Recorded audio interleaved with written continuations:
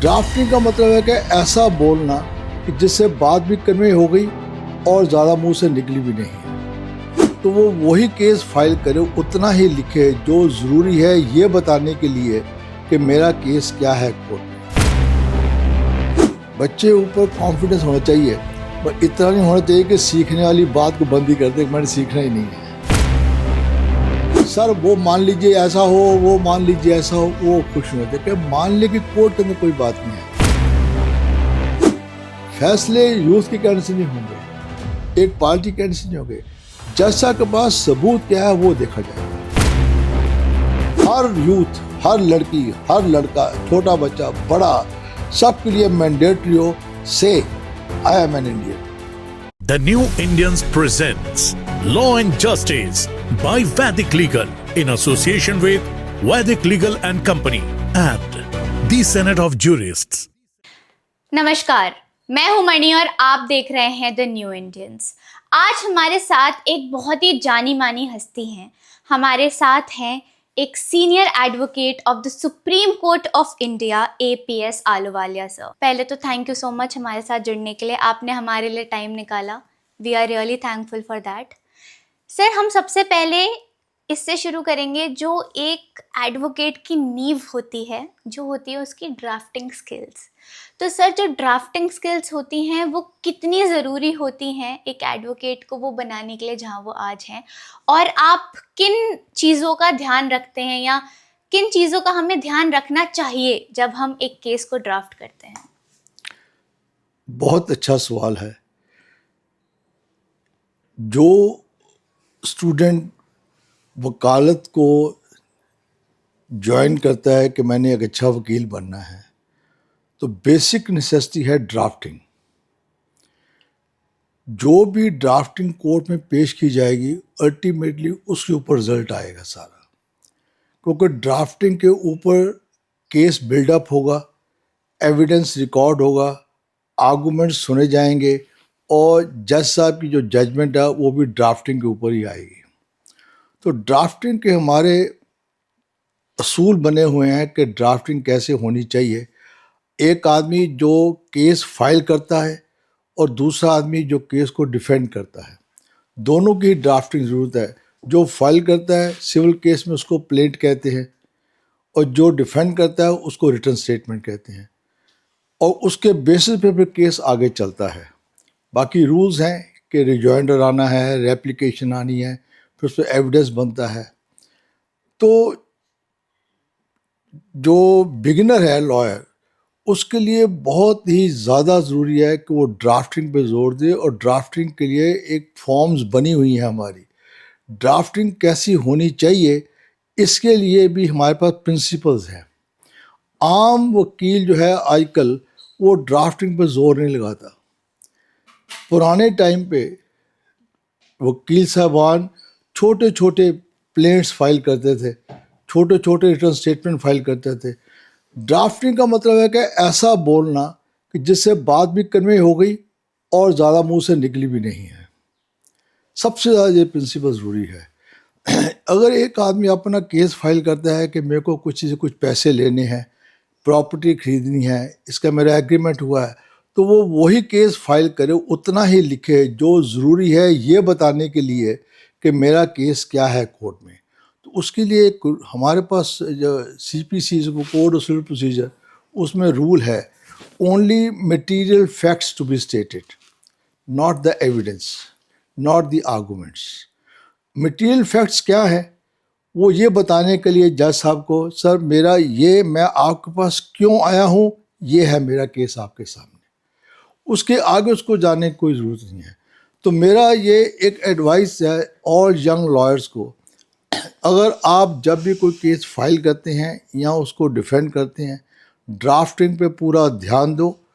Case को इतनी अच्छी तरह लिखो, आपका जो कहना लिखा हुआ है वो जज साहब को एकदम ऐसे समझ आए, और उसके आप कानून के मुताबिक उस पर एविडेंस लीड करो, तो फिर 100% सक्सेस मिलती है उसके अंदर। और जज साहब खुश होते हैं, इसने अपना केस मेरे को कन्वे कर दिया। और अगर आप फालतू लिखेंगे, फालतू कमेंट्री उसके अंदर होगी, वो एप्रिशिएट नहीं कहता उस चीज़ को। तो जो आपने सवाल किया कि ड्राफ्टिंग कितनी ज़रूरी है, ड्राफ्टिंग बहुत ज़्यादा ज़रूरी है, उस पर बहुत ज़्यादा ध्यान देना चाहिए। कोई मटेरियल फैक्ट मिस नहीं करना, और जो ज़रूरी नहीं है उसको लिखना नहीं है। उससे ये होगा, आप उसको साबित कर नहीं सकते, आपने लिख दिया आपके खिलाफ जाएगी। आपने जो ज़रूरी लिखना था वो मिस कर दिया, जैसा आप उसको कैसे पढ़ेंगे कि उसमें है ही नहीं लिखा हुआ। ये बात जब बहस शुरू होती है उस वक्त ये सारी बातें की जाती हैं। तो ड्राफ्टिंग सबसे ज़्यादा ज़रूरी है। बेसिक फाउंडेशन केस की ड्राफ्टिंग होती है। चाहे वो जिसने केस फाइल किया उसको प्लेंटिव बोलते हैं, यहाँ जो जो डिफेंड करता है उसको डिफेंडेंट बोलते हैं।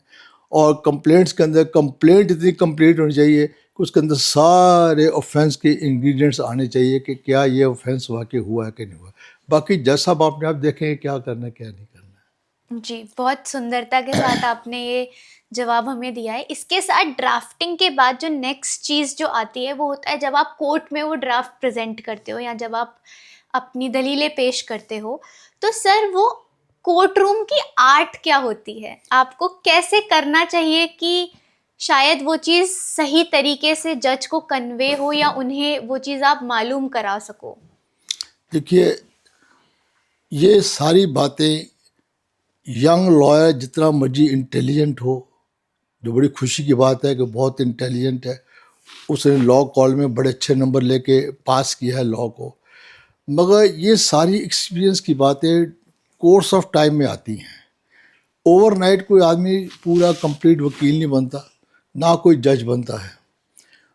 उसको टाइम तो लगाना ही पड़ेगा, चाहे किसी सीनियर लॉयर के पास ऑफिस में काम करे या किसी अपने और दोस्त के साथ मिलकर काम करे, उसे सीखे। जब वो कोई भी केस फाइल कोर्ट में होता है उसको देखे कि मेरे सीनियर ने ये केस ऐसे क्यों बनाया है, उसको समझने की कोशिश करे। उसके साथ जो कनेक्टेड रूल्स हैं, लॉज हैं, उनको पढ़े कि वाकई इसके मुताबिक ये केस बन गया है। अगर बन गया या उनको बताए। ज़रूरी नहीं है कि जो सीनियर है वो गलती नहीं कर सकता, वो भी गलती कर सकता है, मगर जो यंग लॉयर है उसको पता लग गया है कि ये कानून में है या उसने पढ़ के आया है, तो वो अपना बता सकता है वकील साहब को, सर इसमें ये कमी है, मेरी तरफ से लगती है, आप देखो ये ठीक है गलत है। तो उसको अप्रिशिएट करेगा कि जो मेरा यंग लड़का है नीचे, ये बहुत अच्छा काम कर रहा है, इसको समझ आया, इसके अंदर वो वकालत वाला एक जुनून है जो होना चाहिए वकील के अंदर। और इसको टाइम लगा के फिर आस्ता आस्ता जो माइंड है पॉलिश होता है, क्योंकि जब रोज़ कोर्ट में पेश होएगा 3-4 केसेस में, 5 केसेस में, 2 केसेस में, समझ आएगी कि वहाँ क्या बातचीत चल रही है। एक मैं और एडवाइस करूँगा, जो यंग लॉयर्स हैं, बजाय कि ये काम कम होता है उनके पास, बजाय कि इधर उधर बैठ कर टाइम वेस्ट करें, वो जाके कोर्ट में बैठे और देखेंगे केसेस कैसे कंडक्ट किए जाते हैं। ये एक बहुत अच्छा तरीका है लर्न करने के लिए कि एक वकील साहब दलील दे रहे हैं, दूसरे वकील साहब उसको रिफ्यूट कर रहे हैं और जज साहब सुन रहे हैं या अपना माइंड दिखा रहे हैं, बता रहे हैं कि ऐसे होना चाहिए नहीं होना चाहिए। तो उसको समझ आएगी आस्ता आस्ता आस्ता आस्ता कि ऐसे क्यों हो रहा है। नहीं समझ आएगी तो उनसे पूछ सकता है कि सर आप ऐसे क्यों कर रहे थे। जी। जिस बच्चे ने कॉलेज के अंदर दिल लगा के पढ़ाई करी है उसको पता है कि ये लॉ कौन कौन से हैं और वो उसको एकदम से अप्लाई करेगा। तो ये सारी प्रोसेस लर्निंग की जो है यंग लॉयर के लिए बहुत अच्छी है। कोर्ट में आए, बैठे, देखे, अपना केस भी करे, सीनियर के साथ केस करे और सीनियर को समझने की कोशिश करे कि ऐसे केस क्यों बनाया जा रहा है। एक आपको एग्जांपल देता हूँ, चाहे वो मैट्रिमोनियल प्रॉब्लम हो, चाहे प्रॉपर्टी की प्रॉब्लम हो, चाहे वो कमर्शियल प्रॉब्लम हो, किसी पैसे लेन देन की बात है, तो जब केस बनता है तो उसको देखे, उनको असिस्ट करे। हो सकता है कि जो सीनियर वकील है उसकी 40 साल 45 साल की प्रैक्टिस हो, तो बहुत हायर लेवल पे है उससे, मगर फिर भी वो उनसे पूछे ये कैसे हो रहा है, या वो कहेगा तुम इसको ऐसे करो तो उसको वैसे करेगा। फिर उसको समझ आ जाइए कि ऐसे क्यों कहा जा रहा है मेरे को करने के लिए। तो ये सारी बातें बेसिक जो है लर्निंग के लिए 4-5 साल 3 साल बच्चे ऊपर कॉन्फिडेंस होना चाहिए, पर इतना नहीं होना चाहिए कि सीखने वाली बात को बंद ही कर दे कि मैंने सीखना ही नहीं है। जी। ये सीखने से ही आएगी, वरना नहीं आएगी। और जितनी मर्जी लियाकत हो, उसको रंग लाने के लिए, उसको पॉलिश करने के लिए ज़रूरी है अपने माइंड को ओपन करें, जिसको बोलते हैं he should be open to conviction. तो समझे कि ये क्यों कहा जा रहा है और समझ के उसको फिर अप्लाई करें। उसको बड़ा अच्छा लगेगा, उसको समझ आएगी, और सीनियर भी बड़ा खुश है उसके साथ। जी। तो सर इसके साथ आपने ये तो बहुत अच्छे से समझा दिया कि जो यंग लॉयर्स हैं उनको कैसे करना चाहिए। बट सर जैसे कोर्ट रूम के अंदर जब आप होते हो तो हम जिनको कहते हैं ना डूज एंड डोंट्स, तो एक कोर्ट रूम के अंदर अगर एक लॉयर है तो उसके डूज और डोंट्स क्या होते हैं? देखो ऐसे है, अगर आप केस नया लेके आप फाइल किया आपने केस, जी। तो उसको आप पटिशन भी बोलते हो, प्लेंटिफ भी बोलते हो, एपेलांट भी बोलते हो। अपील हो तो उसको एपेलांट बोलते हैं। और नई पटिशन हो, रिट्स वगैरह, उसमें पटिशनर बोलते हैं। अगर सूट हो तो उसमें प्लेंटिफ बोलते हैं। अब उसका काम है कोर्ट में जाके केस को पुट करना, जी। केस जज साहब को बताना कि सर मेरा केस क्या है, तो उसको उस पर कन्फाइन करना चाहिए जो उसका केस है। जी। इधर उधर की बातें नहीं करिए, दिया डोंट्स, डोंट्स, नो नीड। आप इधर उधर जज साहब को लेफ्ट राइट मत करो, अपने केस पे ध्यान दो, अपने केस को पुट करो। क्योंकि दूसरे वकील साहब की टेंडेंसी होगी कि इनको डेविएट करूँ मैं, जी। इनको प्रॉपर बहस ना करने दूँ, इनका माइंड चेंज करूँ, इधर से हटा दूंगा तो कंफ्यूज हो जाएंगे। वो आप अपने आप को फोकस करो अपने केस के ऊपर। जो आप तैयारी करके गए हो बहस के लिए, उसके लिए जो आपने एविडेंस लीड किया है उसके ऊपर फोकस करो, उसको मार्किंग करो, कोर्ट के अंदर जाओ, हर चीज़ आपके पास नोट के साथ बनी होनी चाहिए। उससे जज साहब इतने खुश होते हैं कि हमारा टाइम वेस्ट नहीं कर रहे। उनको वो सर आप फलाने पेज पे फलाना पैरा पढ़ो, वो पढ़ेंगे, वेरी गुड। ऐसे पे ऐसा पढ़ो, वो पढ़ेंगे। आप एविडेंस का फलाने विटनेस का ये पोर्शन पढ़िए, वो पढ़ेंगे। जी। और ये हमारा कानून है जो सुप्रीम कोर्ट ने डिसाइड किया हुआ है या हमारी हाई कोर्ट ने डिसाइड किया है पहले, ऐसे ही सर्कमस्टांस में आप ये भी मेरे साथ पढ़िए। तो वो जैसे कहेंगे देखो ये बिल्कुल टू द पॉइंट बात कर रहे हैं। मगर अगर आप सर वो मान लीजिए ऐसा हो, वो मान लीजिए ऐसा हो, वो खुश नहीं होते कि मान ले कि कोर्ट के अंदर कोई बात नहीं है। आपने जो बात मेरे पास लेके आए हो उसको साबित कर दिया तो दिखाओ क्या साबित किया है, और आपको क्या कोई कानून सपोर्ट करता है तो वो मुझे दिखा दीजिए, फिर मैं दूसरी पार्टी को सुन लूँगा क्या है क्या नहीं है। तो ये है डोज वो कि आप अपना केस पुट कीजिए, जी। और डोंट्स वो है कि दूसरे की बात को लेके अपना टाइम मत वेस्ट कीजिए, अपने पे कंसंट्रेट कीजिए। और किसी जज से झगड़ा नहीं करना, किसी एडवोकेट साहब से झगड़ा नहीं करना, ज़्यादा एक्साइट नहीं होना कोर्ट के अंदर। जितना एक्साइट हो गए उतना आप अपना डेविड हो जाओगे, लूज कर जाओगे अपना पॉइंट। बड़ा कूल और काम होकर अपनी बहस कीजिए। जैसा आपको टोके नहीं, आप ऐसे नहीं करें सर मैं आ रहा हूँ उसके ऊपर, आप ये भी मेरी बात सुनिए जरा। तो जजेस अप्रिशिएट करते हैं इन चीज़ों को। जी। तो सर इसके साथ जैसे हम देख रहे हैं आजकल का जो जुडिशियल सिस्टम है, तो क्या आपको ऐसा लगता है कि उसे किसी रिफॉर्म की ज़रूरत है इस समय? देखो पहले टाइम में कोई कानून नहीं था, जो रूलर था, राजा था, जो कह दिया वही कानून था, जी। जिसको बोलते हैं कोडिफाइड लॉ बिल्कुल नहीं था। उसके बाद कुछ लॉज थे जो धर्म शास्त्रों के ऊपर बने हुए थे, चाहे वो शरीयत थी, चाहे वो वेद थे। इनके था कि आदमी गलत काम करे इसको क्या सजा देनी है। आम आदमी को नहीं पता था कि ये क्या है, कैसे सजा मिलेगी, नहीं मिलेगी, छोड़ दिया जाएगा, मार दिया जाएगा। जब इंग्लिश यहाँ रजीम आया हिंदुस्तान में, तो उन्होंने कोडिफाइड लॉ बनाया।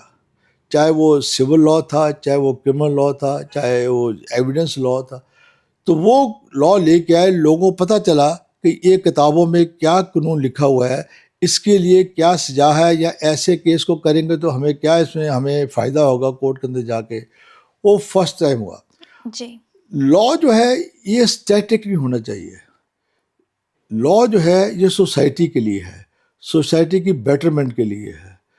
और अगर लॉ स्टैटिक होगा और सोसाइटी बहुत तेज़ी से बदल रही है तो लॉ आउटडेट हो जाएगा, उसमें अप्लाई नहीं करेगा उसको। तो उसके लिए कौन लॉ बनाएगा? पहले लोग थे जो हमारे यहाँ पंचायत होते थे या हेड होते थे अपने गांव के अंदर, शहर के अंदर, सरकार बनाती थी उनको। अब हमारे पास पार्लियामेंट है, जी। लेजिस्लेटिव असेंबलीज भी हैं, उनको अख्तियार दिया हुआ है कि आप कानून बनाओ। क्यों वो कानून बनाते हैं? क्योंकि हमारे जो लोग चुने हुए हमारी जगह से हैं, वो हमें जाकर रिप्रेजेंट करते हैं वहाँ पर। उनको पता है कि आम आदमी की तकलीफ़ क्या है, ये कितनी हाहाकार मुल्क में चल रही है, ये नहीं होनी चाहिए। पुराना लॉ है वो अब अप्लाई नहीं करता है, क्योंकि लोगों के हथकंडे बदल गए हैं कानून को तोड़ने के लिए। उसके लिए नए कानून भी होने चाहिए। उस चीज़ को करने के लिए जो पार्टी रूलिंग पार्टी होती है, उनके आदमी सारे आके सरकार को बताते हैं जी ये आप लॉ बदलो, नहीं बदलोगे तो ये चलता रहेगा ऐसे ही। तो फिर कानून नए आते हैं। छोटी सी एग्जांपल है, पहले कभी नहीं सुनते थे कि छोटे बच्चियों के साथ कोई ऐसे गलत काम हो रहे हों जो आजकल बहुत हो रहे हैं, और बड़ा इसके दिल खराब होता है सुन के कि लोगों के दिमाग कैसे चले गए हैं during this period of time. इसकी रिस्पॉन्सिबिलिटी आप किस पे करोगे, इसकी डिस्कशन की कोई ज़रूरत नहीं है। चाहे आप उसको फिल्म इंडस्ट्री को कहो या वैसे पोर्नोग्राफी कहो, जो भी चेंजेस आई हैं, हमारे पास मोबाइल फ़ोन्स आ गई हैं, इतने सारे और ऐप्स आ गए हैं, चाहे यूट्यूब है, चाहे गूगल है। लोगों को आज देखने की जरूरत पड़ी है, क्या देखते हैं क्या नहीं देखते हैं, उसका इफ़ेक्ट सोसाइटी पे आ रहा है जी। जिसकी वजह से जो हमारे बच्चे थे, छोटी बच्चियां थी, स्कूल गोइंग, कॉलेज गोइंग, जो इतनी सेफ थी, कभी सुनते नहीं थे बातें, हम भी पढ़ के आए हैं उसी ज़माने में, वो आज इतनी ज़्यादा रैम्पेंट है कि मुश्किल हो गया संभालना इसको। तो सरकार ने कहा कि हमें इसके लिए कानून आना चाहिए। जो कानून हमारे पास है, इंडियन पीनल कोड, ये सफिशेंट नहीं है। जी। तो उन्होंने इसके लिए फिर पॉक्सो कानून बनाया, प्रोटेक्शन ऑफ चिल्ड्रन। जो बच्चे माइनर्स हैं, 16 साल से कम वाले, 18 साल से कम वाले, तो उस कानून को बनाया तो सख्ती से लगाया, पर उसमें फिर देखा कि फिर कमियां इसके अंदर, लोग अभी भी नहीं कहना सुन रहे। तो उन्होंने कहा इसके डेथ सेंटेंस दो इसमें लोगों को जो गलत काम करते हैं। तो आपने इतना देखा था, ये जो आपने अभी केस भी साइट हम आम करते हैं, जिस लड़की के साथ हुआ था मोती बाग के पास, तो वो बेचारी रात को अपने फ्रेंड के साथ जा रही थी, तो बस में बिठा के उससे ऐसी दुर्गति करी उन्होंने, उसको मार दिया। फिर तो उन लोगों को जब ट्रायल हुआ तो जज साहबान ने, मैं समझता हूँ, अब मेरा ओपिनियन है कि जो दिया डेथ सेंटेंस दी उनको बिल्कुल ठीक दी थी। वो ये था कि डेटरेंस हो, लोग डरे कि कानून बहुत सख्त है इन चीज़ों के लिए और हमें बख्शा नहीं जाएगा अगर हम गलत काम करेंगे। उसके बाद हिंदुस्तान में बहुत सारी कोर्टों ने फास्ट ट्रैक कोर्ट्स बनाई गई ताकि केस लंबे न चले ये वाले, और उसका असर आया भी। मगर कानून तो सख्त हो गया, पर लोगों का जो माइंड सेट है अभी तक, वो उसमें इतना फ़र्क नहीं आ रहा कि जो लोग कहें ठीक है, ये हम ये काम बिल्कुल नहीं करना, हमें डेथ सेंटेंस हो सकती है, लाइफ इम्प्रिजनमेंट हमें हो सकती है, हमारे अपने घर बर्बाद हो जाएंगे। वो बल्कि यहाँ तक मैंने खुद केस किए हैं जो सुप्रीम कोर्ट से मुझे केस मार्क हुए लीगल एड के अंदर। कुछ लोग अपनी बेटियों के साथ गलत काम करते हैं। इतनी हमें तो समझ आती है, सभ्यता हिंदुस्तान में कहाँ से आ गई जो पहले कभी थी नहीं, सुनी नहीं थी कभी, कि एक फादर अपनी बेटे के साथ कोई ऐसा गलत काम कर रहा हो। वो बेचारी भाग के फिर जाती है, बताती है, पुलिस FIR होती है, उसका ट्रायल होता है, और फिर वो उसको या तो लाइफ इम्प्रिजनमेंट मिलती है या डेथ सेंटेंस मिलती है।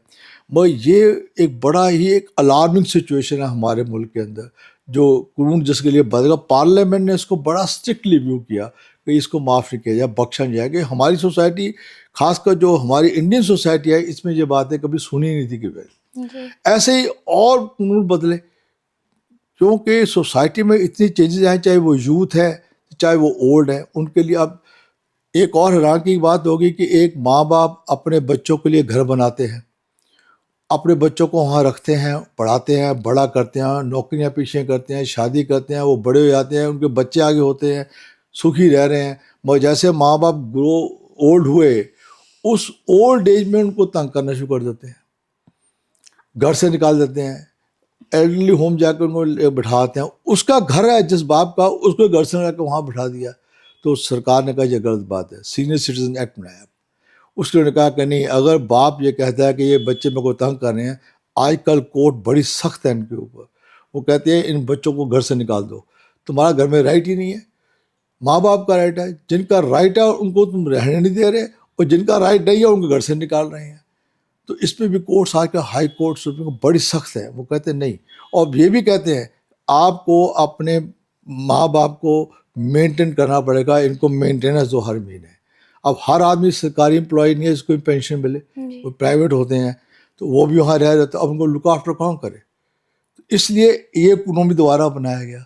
ऐसे टाइम टू टाइम हमारा पार्लियामेंट, असेंबली, स्टेट जो है, वो कानून बनाती हैं ताकि लोगों को बेनिफिट मिले उस सिचुएशन के मुताबिक। जी। और ये बड़ा ज़रूरी होता है ये देखना, यूथ्स के लिए कानून बनाया जा रहा है, नौकरियों के लिए कानून बनाए जा रहे हैं कि बच्चों को नौकरियाँ कैसे मिले और वो प्रोटेक्ट हों।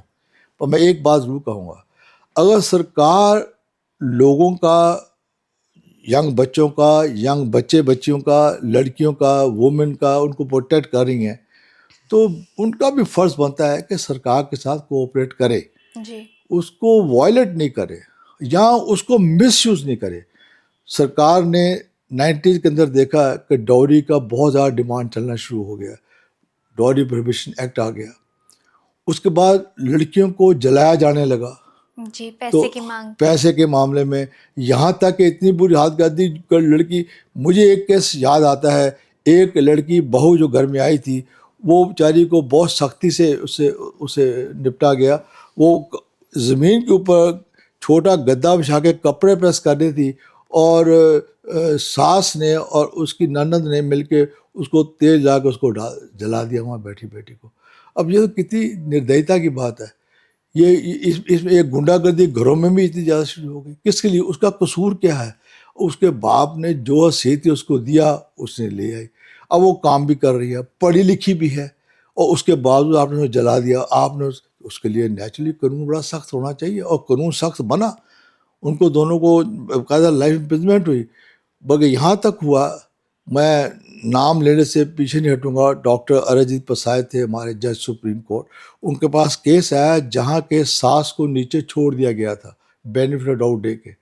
तो उन्होंने जब जजमेंट लिखी, उन्होंने इतना कमाल का उसमें एक्सप्रेशन लिखा कि लड़की घर में आती है, उसका गोत बदल जाता है, उसकी जात बदल जाती है, सब कुछ उसी घर की हो जाती है।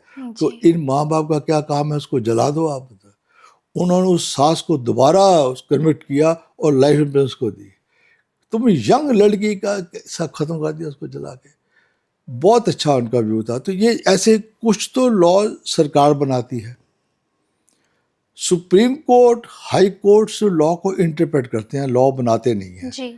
उन्होंने ये बताना है लोगों को, आवाम को, जनरल लोगों को, यूथ को, सबको कि भाई कानून ये है, पर इसको इस तरह से फॉलो करना है, इसका मतलब ये है।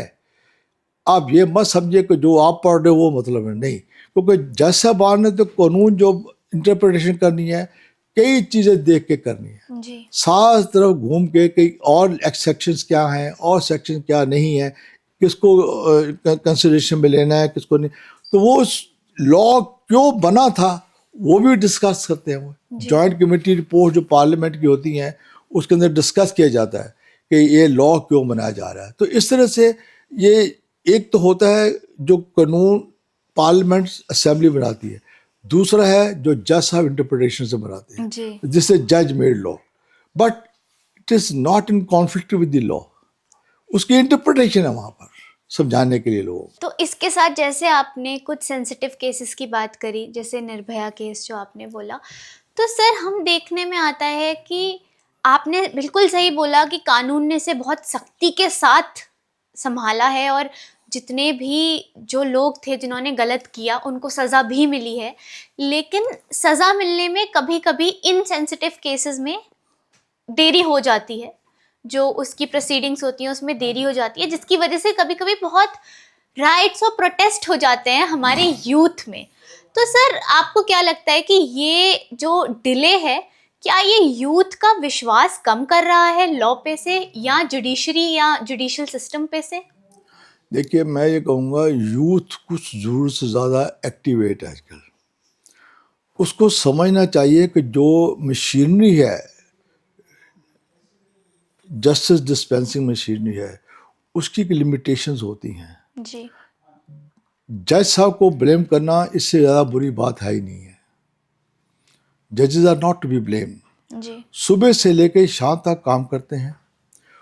लोगों, जजेस के पास कई कोर्ट्स में 100 केस लगे होते हैं, 50 केस लगे होते हैं, 40 केस लगे होते हैं। अगर वो हर केस के अंदर तवज्जो नहीं दें, लोगों को ना सुने, तो वो कहते हैं मेरे को आपने सुना ही नहीं है, you have denied justice to me. जी। अगर वो सुनते हैं तो उसमें टाइम लगता है फिर एक वकील साहब को सुनेंगे, दूसरों को भी सुनेंगे, और जब वो एविडेंस रिकॉर्ड करते हैं तो उसमें फिर 3-4 गवाह आएंगे, कभी 5 गवाह आएंगे, कभी 2 गवाह आएंगे, तो उनको स्टेटमेंट भी रिकॉर्ड करनी पड़ती है, ध्यान रखना पड़ता है क्या हो रहा है क्या नहीं हो रहा। तो यूथ का ये कहना कि हमारा विश्वास कम हो रहा है, ये चाहते हैं कि मैंने आज केस पेश किया तो आज ही डिसाइड हो जाए, ये कभी होता नहीं है।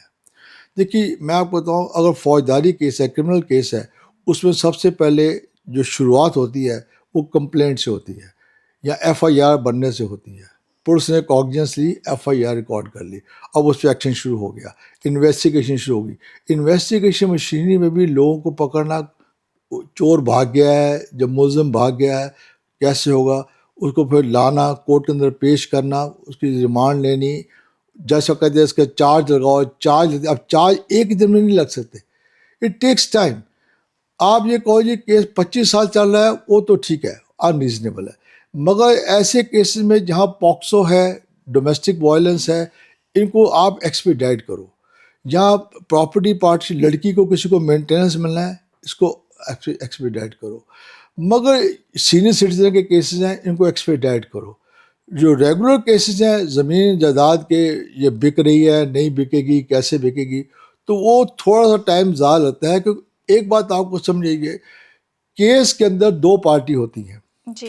एक केस करने वाला, एक केस डिफेंड करने वाला, तो एक तो फ़ायदा होता ही होता है।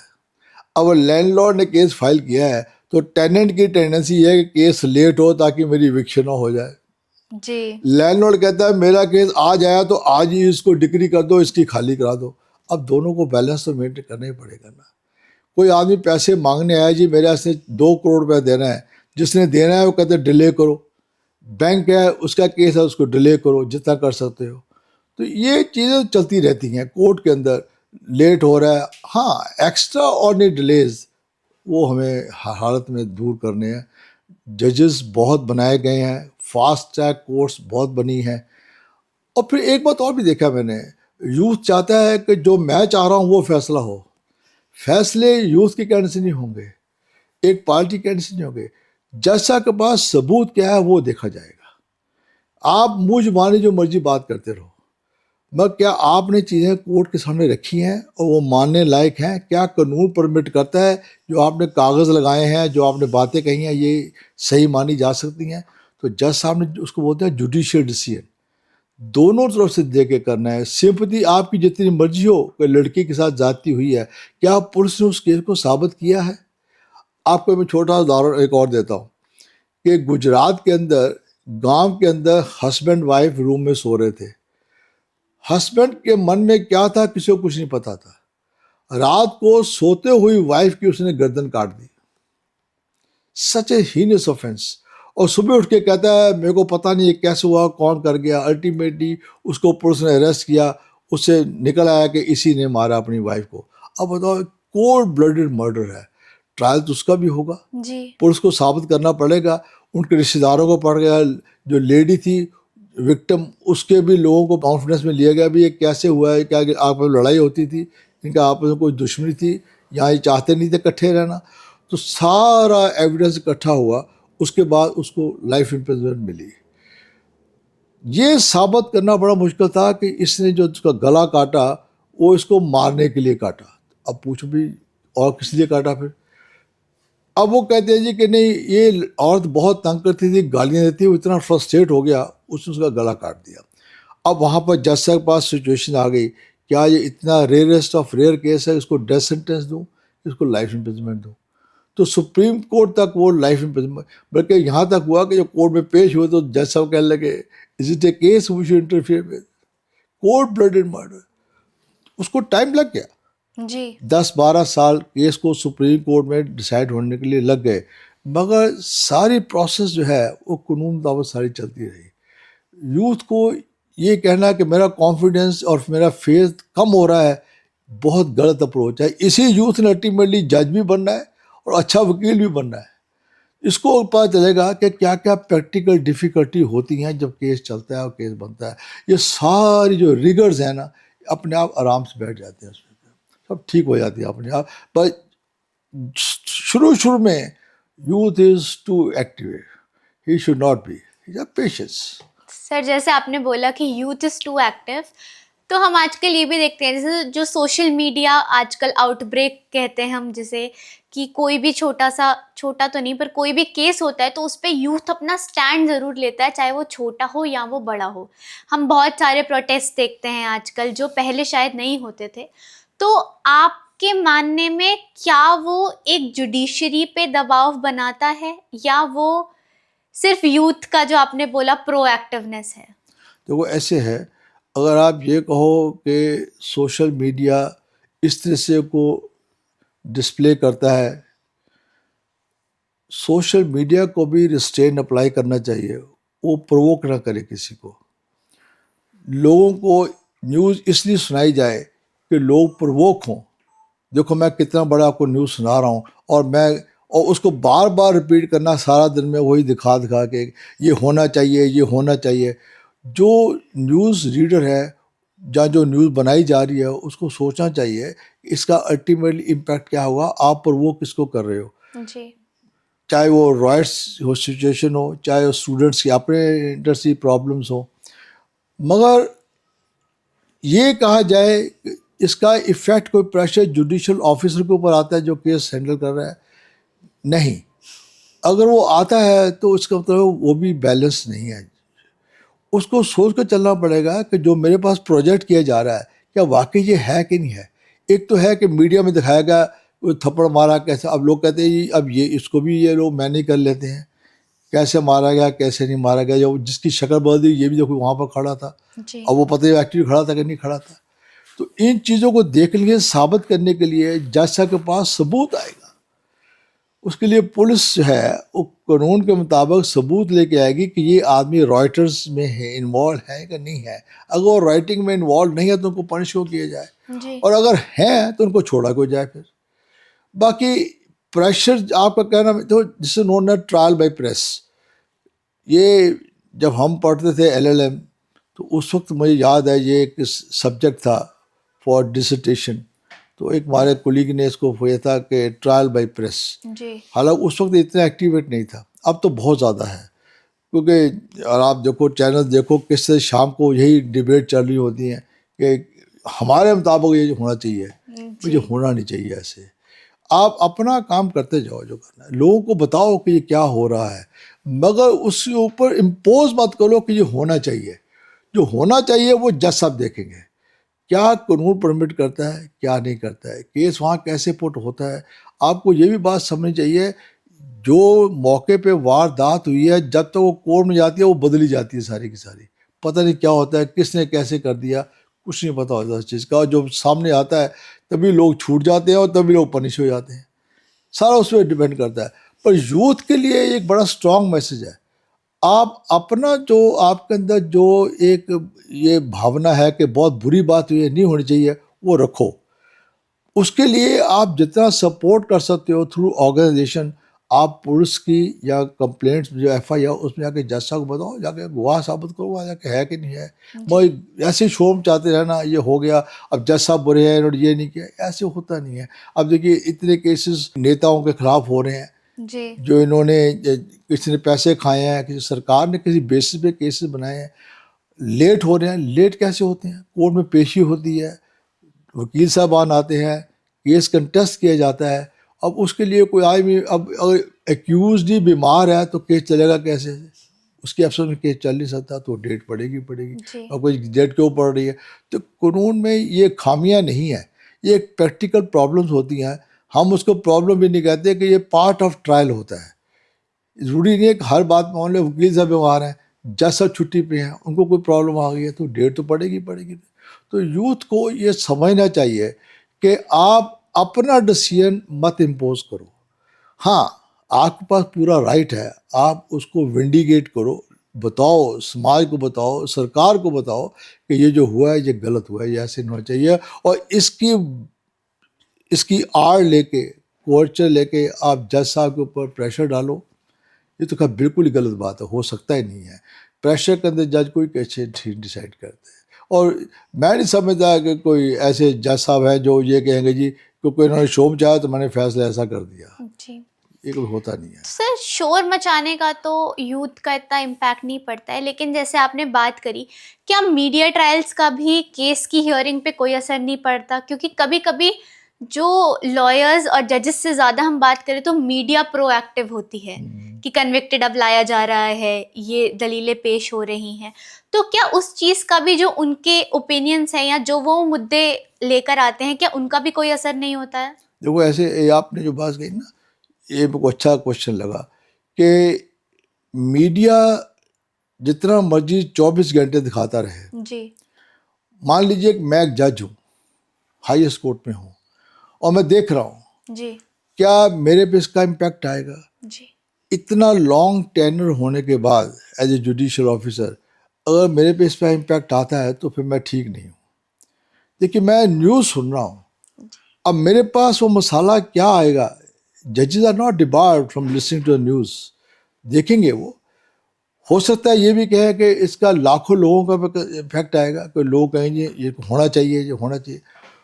किसी कॉर्नर में उसके ये बात जो चल रही होगी कि अगर मैं इनको एक्विट कर दूं या ये मैं फैसला ना करूं तो उसका क्या असर आएगा, लोग मेरे को क्या कहेंगे, कैसे हो सकता है?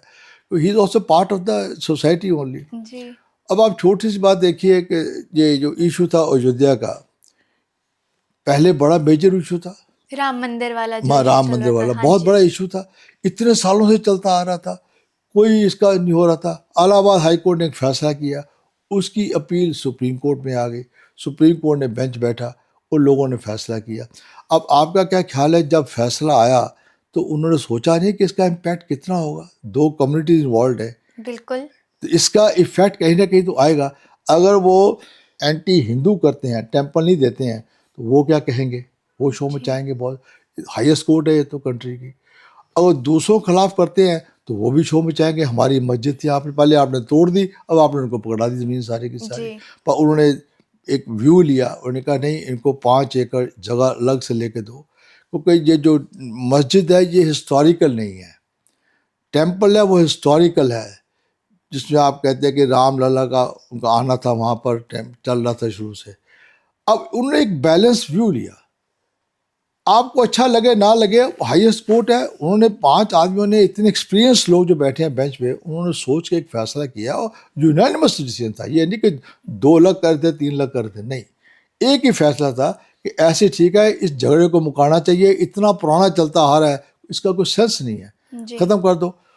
उस फैसले से सारा चीज़ ठंड पड़ गई, मंदिर भी आ गया, मंदिर बन गया, मस्जिद के लिए जगह भी मिल गई, आप मस्जिद बना लो अपनी वहाँ पर, हमेशा के लिए जगह ख़त्म कर दो। मगर सरकार जो मीडिया है ये कहे कि ये मैंने एक प्रेशर डाल के सुप्रीम कोर्ट से फैसला कराया, वो बिल्कुल गलत सोच है, ये नहीं हो सकता।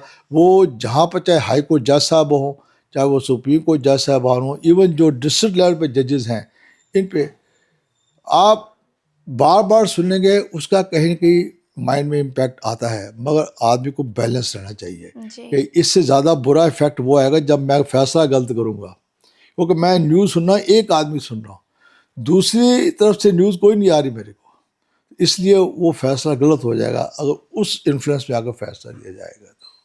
जी, इसी के साथ आपने फैसले की बात करी या मीडिया की बात करी, तो इसमें ना हमारे जो फंडामेंटल राइट्स हैं, जो हम कहते हैं कि हर सिटीजन को राइट दिया जाता है, क्या वो भी थोड़ा सा खतरे में है? क्योंकि जैसे हम आर्टिकल 19 की बात करते हैं, जो कि हमारा फ्रीडम ऑफ स्पीच है, तो आजकल उसमें भी काफ़ी विवाद चल रहा है फ्रीडम ऑफ स्पीच के ऊपर कि मैं तो ये बोलने के लिए फ्री हूँ, ये मेरा फंडामेंटल राइट है, मैं तो बोलूँगा। तो क्या वो सही है या उस पे कुछ पाबंदियां लगाना ज़रूरी है? देखो ये पाबंदियाँ लगाने की ज़रूरत है ही नहीं है। हर आदमी को ये सोचना चाहिए, जो हिंदुस्तानी नागरिक है, सिटीज़न है, उसको ये सोचना चाहिए कि हर राइट के साथ एक ड्यूटी होती है। कोई भी ऐसा लॉ नहीं है, चाहे अपने घर में क्यों ना हो आप, अगर आपका घर में रहने का राइट है तो आपकी ड्यूटी भी है उस घर को आप संभालो। जी ये नहीं कि ड्यूटियां सब हमारी हैं और राइट जो है वो हम अपने एक्सरसाइज करेंगे, ये नहीं हो सकता। हिंदुस्तान के जितने अवाम हैं वो सबको राइट मिला हुआ, आर्टिकल 19 में सबको मिला राइट। जो फ्रीडम 5 हैं, घर बनाओ, बोलो, खाओ पियो, जहाँ मर्जी घूमो फिरो, मगर ड्यूटी उसके साथ क्या है कि आपने एक दायरे से बाहर नहीं चलना, जिससे हिंदुस्तान की इंटेग्रिटी में कोई कमी आए, फ़र्क आए, उसको आपने वहाँ रोक लगा देनी है। और ये केशवचंद्र भारती केस में तभी ये फैसला हुआ था कि ठीक है, आप बेसिक फीचर कॉन्स्टिट्यूशन के आप नहीं बदल सकते, मगर पार्लियामेंट चाहे फ्रॉम टाइम टू टाइम जहाँ पर कोई रिस्ट्रिक्शंस लगानी हो, जहाँ पर देखना हो कि हमें ज़रूरत पड़ रही है अब, तो आप उस चीज़ को बदल सकते हो। तो वो बदले भी बार बार उन्होंने, चाहे वो आप देखिए बैंकलाइजेशन केस था, पीवी पर्सेस केस थे, तो उस वक्त गवर्नमेंट ने कहा कि नहीं, ये अब पीवी पर्सेस किस जब प्रिंसेस नहीं है तो प्रिंस का केस ये करना है हमने, उन्होंने सब डिस्पेंस कर लिए। बैंक्स के अंदर जो लोगों को लोन ही नहीं मिलते थे, लोग कोई कुछ ले ही नहीं सकते थे, उन्होंने कहा नहीं, बैंक सारे नेशनलाइज कर दो। आज देखिए हर आदमी जब जाके अपने बैंक से लोन ले सकता है। वो राइट तो ठीक है, कायम है, मगर ड्यूटीज़ को भी अपने हर हालत में अपने माइंड में रखना पड़ेगा कि हमारी ड्यूटीज़ क्या है, हमने कैसे करना है। आपने जो आगे सवाल किया कि ये इसके साथ लोग ये फील करते हैं कि हमारे तो राइट्स, जब हमारे बोलने का हक हमें बोलने दिए जा रहा है। देखिए, आप बोलिए, मगर वो बोलिए जो देश के हक के लिए हो। आप गवर्नमेंट को क्रिटिसाइज करिए, क्रिटिसाइज करने तो डेमोक्रेसी है। अगर आपने बोल ही नहीं सकना, मैं ये ना कह सकूँ आप ये बातें गलत कर रहे हैं, मुझे पसंद नहीं है, इसमें मैंने देश की इंटेग्रिटी में कोई हाथ नहीं कहा। आपके बोलने पे मैंने कहा, आपकी जो सोच है इसको चैलेंज कर रहा हूँ। पार्लियामेंट में डिबेट्स किस चीज़ की होती है? रूलिंग पार्टी अपनी मैनिफेस्टो को इम्प्लीमेंट करती है जी। और मैनिफेस्टो इलेक्शन से पहले आता है। उसमें लिखा जाता है कि हम पावर में आएंगे, आप लाओगे तो हम ये काम सारी पब्लिक के लिए करेंगे, मुल्क के लिए करेंगे। दूसरी पार्टी का अपना मैनिफेस्टो होता है, वो भी कहते हैं हमने एक पार्टी चुन ली और रूलिंग पार्टी जो है वो पावर में आ गई, अब वो अपना मैनिफेस्टो इम्प्लीमेंट कर रहे हैं। पार्लियामेंट में डिबेट होगी क्या ये लॉ बन के आए कि ना आए। अब आप देखिए कितने अफसोस की बात है कि एक रूलिंग पार्टी जो कि ड्यूली कॉन्स्टिट्यूटेड पार्टी है और ड्यूली इंस्टॉल्ड पार्टी है एज पर कॉन्स्टिट्यूशन, उनको आप काम करने नहीं दे रहे। ऑपोजिशन पार्टी अपने को मुद्दा बना के कि आप इसके ऊपर डिस्कशन करो जिसकी कि कंट्री के साथ चाहे कोई लिंक हो ना हो, मगर आप जो आगे जो कानून बनाने हैं, लोगों को बेनिफिट पहुंचने हैं, वो बनने नहीं दे रहे। आप इतना टाइम वेस्ट हो रहा है, लोगों को बेनिफिट मिलना चाहिए, वो उतना प्रोलॉन्ग हो जाएगा। हाँ, किसी ने कोई गलत काम किया हुआ है, उसकी इंक्वायरी होनी चाहिए, वो आप डिस्कस करो, हमें उसमें क्या एतराज़ होता है, मगर उस चीज़ को लेके कानून को ना बनने देना या पार्लियामेंट को अगर ना चलने देना, असेंबलीज को अगर नहीं चलने देना, वो बहुत बुरी बात है, वो पब्लिक को अच्छी लगती है। हाँ, अगर पब्लिक कहेगी आप ये कानून मत बनाओ, अपने आप वो रोड पे आ जाएंगे, आपने ये कानून गलत बनाया, हमें पसंद नहीं है, तो अब गवर्नमेंट को रिप्रेजेंटेशन चलने के लिए भाई इस काम को रोकना चाहिए। फंडामेंटल राइट्स आपके कायम हैं, किसी ने ब्रिज नहीं किया है। आप बताइए कहाँ ऐसा कानून बना है कि आपकी स्पीच के ऊपर लगाम लगा दी गई है? कोई ऐसा कानून बना ही नहीं है। बल्कि इतना ज़्यादा बोला जा रहा है कि आजकल तो लीडर्स लोग डिफेमेशन के केसेस फाइल कर रहे हैं लोगों के खिलाफ, इसी से आगे कि आप जो बोल रहे हो सारा गलत बोल रहे हो, हमारे खिलाफ बोल रहे हो। पहले कभी होता नहीं था ऐसे केसेस था। तो इसलिए साबित करता है कि फ्रीडम ऑफ स्पीच में कोई कमी नहीं है, ना राइट टू एक्वायर प्रॉपर्टी में कमी, जो मर्जी प्रॉपर्टी जहाँ मर्जी जाके ले लो, कोई कमी है ही नहीं। सर, जैसे हम फंडामेंटल राइट्स की बात करते हैं तो एक आता है रिलीजियस फ्रीडम और दूसरा आ जाता है सेक्युलरिटी। तो आप इन दोनों को एक जुडिशियल व्यू से कैसे देखते हैं और इनमें क्या डिफरेंस है? देखो, सबसे पहले आप हमें ये पता होना चाहिए कि सेकुलरिज्म क्या है। Secularism is respect for all religions. Ji.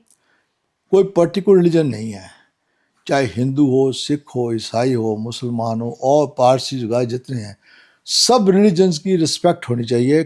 Constitution हमारा कहता है all citizen of India shall have the right to profess their religion. जी। कोई रोक टोक उसके पर नहीं है। तो उस तरह से जो रिलीजन है it is independent of secularism. क्यों? रिलीजन मेरा सिख है, मैं हिंदू हूँ, मैं ईसाई हूँ, कॉन्स्टिट्यूशन कहता है we will respect your religion. जो आपके रिलीजन के तौर तरीके हैं हम सब उसकी इज्जत करेंगे। हम ये नहीं कहेंगे, जैसे मान लो सिक्स के अंदर आप कृपान नहीं पहनो, कॉन्स्टिट्यूशन में गारंटीड है आर्टिकल 30 में कि every Sikh can wear small kirpan, 9 inches kirpan. वो हमारा सिख रिलीजन कहता है, परमिट करता है। अब हिंदूज के लिए कि हमारी बोधी होनी चाहिए, तो उसको परमिट करते हैं। आपको क्या नुकसान रहा बोधी रखने में? रखो भाई। हम अपना धर्म कैसे पूजेंगे? कॉन्स्टिट्यूशन ने कहीं नहीं कहा आप ऐसे नहीं, ऐसे ही पूजेंगे। तो वो सरकार ने ये कोई रिस्ट्रिक्शन नहीं लगाई किसी के ऊपर कि आप अपना धर्म कैसे चलाते हो, चलाओ। उसका इफेक्ट कंट्री पे नहीं आना चाहिए। Secularism is only meant to respect all religions, protect all religions.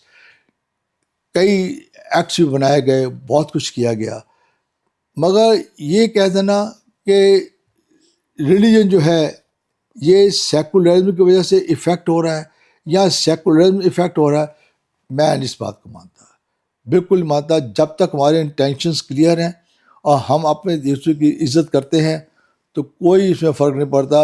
आजकल देखिए जितनी नई कॉलोनीज बनती हैं, डीडीए ने डेवलप करी हैं दिल्ली के अंदर या बाहर भी देखो जाके, सब में एक टेंपल है, साथ में गुरुद्वारा है, साथ में कोई और क्रिश्चियंस का टेंपल बना हुआ है। तो उसमें कोई बुरी बात नहीं है, अपना अपना सब प्रोफेस कर रहे हैं।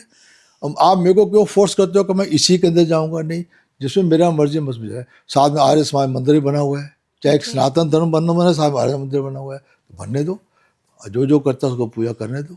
पर ये तो कहीं नहीं कहा कॉन्स्टिट्यूशन है कि नहीं नहीं यहाँ एक ही चीज़ बनेगी और कोई बन नहीं सकती।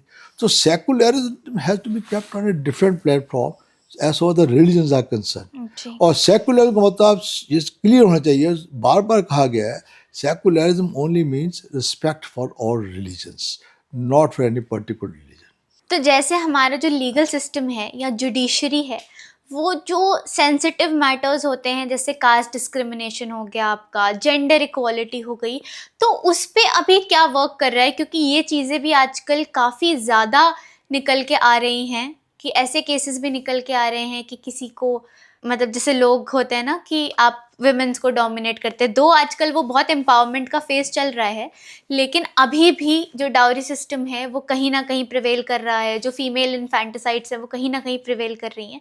तो कोर्ट या जो हमारा जुडिशियल सिस्टम है वो कास्ट सिस्टम और जेंडर सिस्टम को कैसे देखता है और उस पर क्या काम कर रहा है? देखो ऐसे है कि जहाँ तक कास्ट और जेंडर सिस्टम है, ये आज प्रचलित नहीं हुआ, जी इसकी इतनी डीप रूट्स हैं। आप देखो कितने ही सालों से ये चलता आ रहा था ऐसे। जहाँ तक कास्ट का सवाल है, पहले ब्राह्मण राज था।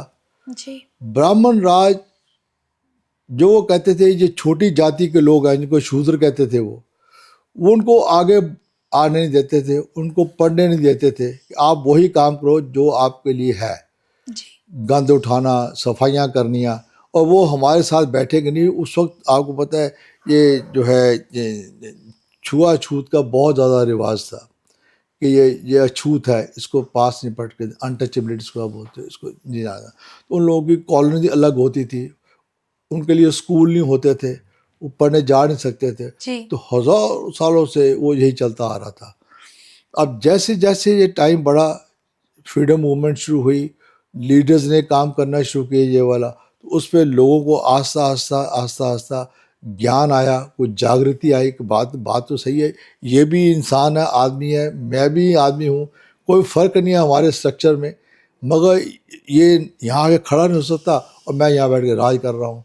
तो इन चीज़ों को आस्ता आस्ता फिर कॉन्स्टिट्यूशन आ गया हमारा, जी कॉन्स्टिट्यूशन में लिख दिया गया, अनटचेबिलिटी का तो सवाल ही नहीं पैदा होता। अब आप उसको बल्कि पहले लोग जमादार कहते थे, अब उसको सफाई कर्मचारी कहना पड़ता है, वो भी एक गलत बात है अगर उसको आप इसको डिग्रेड कर दो। अब वो लोगों को सारे राइट्स दे दिए गए, उनके लिए रिजर्वेशंस कर दी गई, आस्ता आस्ता बढ़ने शुरू हो गए, उनका पार्टिसिपेशन शुरू हो गया, चाहे वो सिविल सर्विसेज हो, चाहे वो जुडिशल सर्विसेज हो, सब में उनको मिल जाए, और चाहे प्रोफेशन हो, सब लोग सब काम कर रहे हैं। ये कहना कि वो लोगों का जो वर्किंग सिस्टम था, हमें वो इसका इम्पैक्ट आ रहा है। देखो it takes time, mental setup बदलने के लिए जिन लोगों ने उन लोगों को पास नहीं आने दिया, अब वो पास आ जाएं उसके लिए टाइम चाहिए हमें, एकदम नहीं को बदल सकता उसके ऊपर, और ये बड़ी लॉन्ग ड्रॉन प्रोसेस होती है। अब अगली जनरेशन जो है उसने कहा ये मेरे फादर क्या कर रहे थे, क्यों नहीं उसको आने देते, लायक है, पढ़ा लिखा है और ये हमारे साथ compete कर सकता है, इसको आना चाहिए। और वो सोच बदल गई लोगों की, जिससे युग बदला। अब जी। आस्ता आस्ता अब इतना ज़्यादा बदल गया है कि अब लोगों को इससे परवाह नहीं होती। आपस में इंटर कास्ट शादियाँ लोगों की हो रही हैं, जो कर रहे हैं, लड़के लड़कियाँ सब कब कर रहे हैं। कहते हैं कास्ट क्या होता है, छोड़िए इसको, वी आर इंडियंस। ये एक बड़ी अच्छी टेंडेंसी है, मैं समझता हूँ, जो बच्चों ने एक इसको अडॉप्ट करना शुरू कर दिया कि हम शादी ये नहीं करें कि ये अछूत है कि मैं स्वर्ण हूँ जी। जाति को। उससे ये है, एक ये है, वी आर इंडियंस। जब आप, जैसे आप अमेरिका में जाओ, लंदन में जाओ, वहाँ कोई नहीं ऐसा कहते who are you, I am an American. तो वो कभी नहीं कहते कि मैं ब्लैक हूँ, मैं वाइट हूँ, उन्हें अपनी शादी करनी है, चल रही है तो चल रही है, नहीं है तो चल, अलग हो जाओ। मगर यहाँ पर जो है, आज तक ये पेरेंट्स सच में देते हैं ये कौन सी जात का है, तो उसका माइंड, अब जो बच्चे बच्चियाँ आप कर रहे हैं, शादी कर रहे हैं, वो इस बात की परवाह नहीं करते। कहते ठीक है, we are happy, why do interfere in our relationship. ये वजह, इसको फिर टाइम जरूर लग जाता है, और अभी टाइम और लगेगा इसको करने में, पर बहुत जल्दी ही, बहुत तेज रफ्तार से ये सोच बदलती जा रही है। अच्छा, एक बात और भी है, जो लोअर कास्ट जिसको आप बोलते हो, जी। वो बच्चा है एक माहौल में बड़ा हुआ है, उसको भी टाइम लगेगा दूसरे के लेवल पे आने के लिए, वो भी एकदम से नहीं आ सकेगा। अगर मैं हाई कास्ट का हूँ, मैंने माइंड चेंज कर लिया अपना उनको अडॉप्ट करने के लिए, तो उसको भी टाइम लगेगा। वो कहेगा नहीं, ये बहुत बड़े हैं, मैं बहुत छोटा सा आदमी हूँ, ये नहीं होगा। तो वो आस्ता आस्ता टाइम लगेगा, और वो जब एक ऐसा लेवल बहुत जल्दी आ जाएगा, जैसे हमारी प्राइम मिनिस्टर भी कर रहे हैं, और गवर्नमेंट जो सब कर रही, कोशिश कर रही हैं, इनको ज़्यादा मौका दो। बल्कि मैं तो यहाँ तक कहने को तैयार हूँ, इनको आप जो रिजर्वेशन देते हो, इसको छोड़ दो, इनको अब अपने आप ऊपर आने दो, ये सब मिक्सअप हो जाएंगे हमारे साथ। चाहे इनको आप 20%, 30%, 40% मैनिफेस्टो में दे के कर रहे हो, इससे जनरल क्लास जो है ना, वो ना खुश है। जी। अब 75 साल से जब इनको आपने इतना मौका दे दिया, और हमारे साथ इकट्ठे होने दो इनको, हमें फील ही ना हो। सबको ये कहो, आपको पूछा जाए आप कौन है, आई एम एन इंडियन, मेरे से पूछा आप कौन है, आई am an Indian, that's all. इसमें मेरी जात के मैं आलू वालिया हूँ, कोई खान है, कोई लांबा है, कोई तिवारी है, ये जात खत्म हो जाएगी। आपने ये, हम सबसे पहले अपनी जात लिखते हैं, फिर अपना नाम लिखते हैं, सबसे ज़्यादा बुराई इसमें आ जाती है। इसको ख़त्म करने के लिए एक ही तरीका है कि आप अपने को बोलिए मैं तो भारतीय हूँ। तो वो एक जो संस्कृति हमारे में आनी चाहिए, जो एक थॉटफुलनेस आनी चाहिए, जो एक कंट्री के लिए डेडिकेशन आनी चाहिए, वो सारे सारे अपना बन जाए। फिर ये नहीं कहेगा मैं मुसलमान हूँ, मैं मुसलमान हिंदुस्तान में रह रहा हूँ, नहीं, मैं अपने मुल्क में, आई am an Indian, I am living in India. उस बात खत्म हो सारी। इसमें ये बॉर्डर है, ये पानी है, ये बिजली है, वो सब बात खत्म हो। Every Indian is entitled to the benefits, you get the benefits. जी, बहुत अच्छी बात बोली आपने ये। इसके साथ मैं आपसे एक चीज़ पूछना चाहूँगी कि जैसे हम बोलते हैं कि आप जूनियर एडवोकेट हैं, फिर आप एडवोकेट बनते हैं, फिर आप सीनियर एडवोकेट बनते हैं, तो आप जूनियर एडवोकेट्स को क्या एक सलाह देंगे कि एक एडवोकेट जो अभी प्रैक्टिस करना स्टार्ट करे हैं उनमें, और एक आप जैसे सीनियर एडवोकेट में क्या डिफरेंस होता है, और वो किस तरीके से धीमे धीमे आगे बढ़ते हैं? देखिए, सबसे पहले तो जो कॉन्सेप्ट है ना, junior advocate and advocate, senior advocate, ये तो इसको डिस्कस करने का मतलब ही नहीं है। जूनियर एडवोकेट कोई फिलॉसफी नहीं है, ना कोई डेफिनेशन है, ना ही प्रोफेशन में एक्सेप्ट करते हैं इसको। हाँ, ये कह सकते हैं कि he is junior to me. जी। जब वो लॉ पास करके आ गया, मैंने लॉ पास कर लिया, तो हम एक लेवल के हो गए। उससे क्या है, अब उसे सीखना है। So is a learning advocate. Learning कभी भी ओवरनाइट नहीं होती। अगर आपने कल लॉ का टीचर बनना है, तो आपको 25 साल लगाने पड़ेंगे यूनिवर्सिटी के अंदर, क्लास 1 से लेके LLM तक। फिर आपको जज किया जाएगा आप पढ़ाने के लायक है कि नहीं है, और आपने पढ़ाना शुरू कर दिया। ये प्री कंडीशन है एक लेक्चरर बनने के लिए, लॉ कॉलेज में या किसी और सब्जेक्ट में बनने के लिए। सिमिलरली, जब वो एक वकील साहब ने लॉ पास करके प्रोफेशन को ज्वाइन कर लिया, किसी भी वॉक ऑफ लाइफ में, चाहे वो क्रिमिनल लॉ हो, लेबर लॉ हो, इनकम टैक्स हो, सिविल लॉ हो, तो जब वो वहाँ आ गया, अब उसने काम सीखना है, तो he will join the chamber of some senior lawyer. उसको जगह मिल जाए तो मिल जाती है। आजकल तो कॉर्पोरेट कंसर्न्स बढ़े हैं, जहाँ मर्जी आप चले जाओ। अब उसे क्या है, वहाँ जाके वो लर्न करेगा कि मेरे वकील सीनियर वकील साहब हैं। अच्छा, एक बात और भी है, जब वो किसी सीनियर को ज्वाइन करेगा तो उसमें बहुत सारी बातें लर्न करेगा कि प्रोफेशनल एथिक्स क्या है, मैंने कैसे कोर्ट के अंदर काम करना है।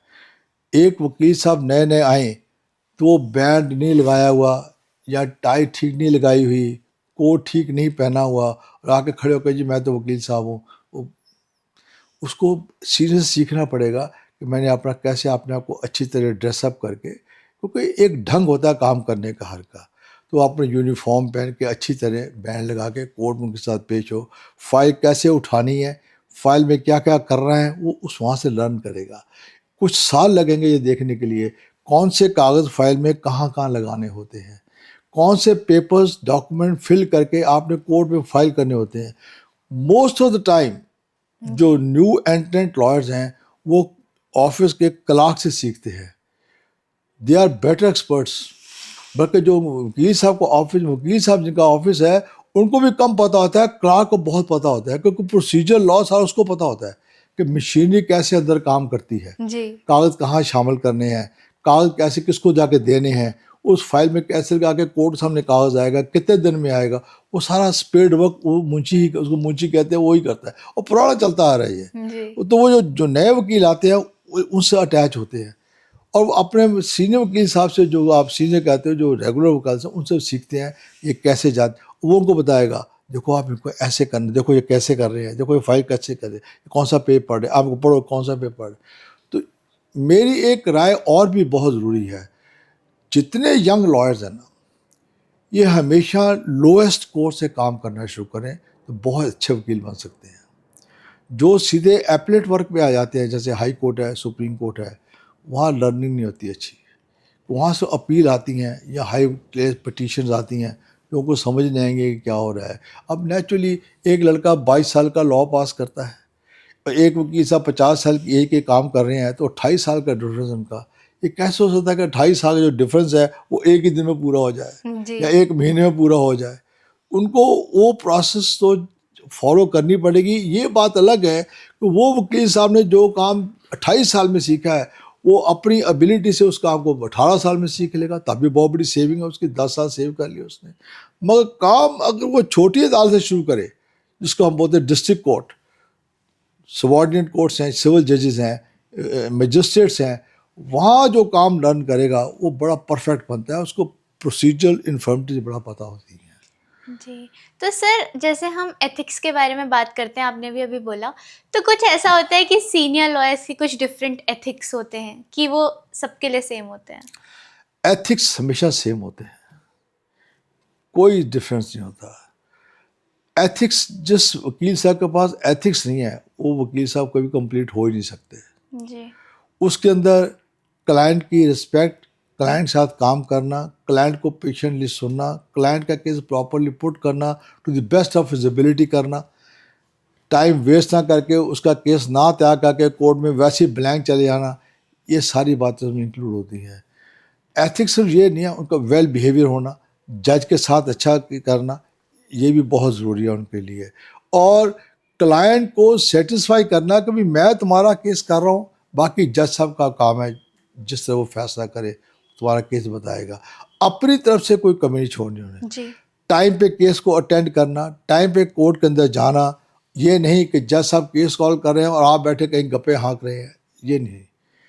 केस के टाइम केस करना है, क्लाइंट को अटेंड करना है। उसको देखिए, जैसे डॉक्टर के पास मरीज आता है तो उसके लिए सब कुछ वो डॉक्टर होता है। जी। तो रिश्तेदार होते हैं आपके, डॉक्टर साहब ये ठीक हो जाएगा, डॉक्टर साहब ठीक हो जाएगा, वो पूछता है, डॉक्टर को बड़ी पेशेंस करना पड़ता है, देखो मैं कर रहा हूँ, देखो हो जाएगा, फिक्र मत करो। ऐसी जो कोर्ट में क्लाइंट आता है ना, उसको एंग्जाइटी होती है, ये बंदा छूट जाएगा हमारा, इसको फांसी तो नहीं होगी, इसको इम्प्रिजनमेंट तो नहीं होगी, बताइए क्या करना है कैसे। तो वो कहते हैं फिर कर रहे देखो ये कानून मैं कर रहा हूँ, लड़ाई करूँगा पूरी। हाँ, लड़े केस, जज साहब को समझाया, जज साहब नहीं माने, को जज साहब ने कई चीज़ें कंसिडर करनी होती हैं छोड़ने के लिए और उसको बांधने के लिए, तो वो सारी चीज़ देख के करेंगे। ऐसे नहीं होता।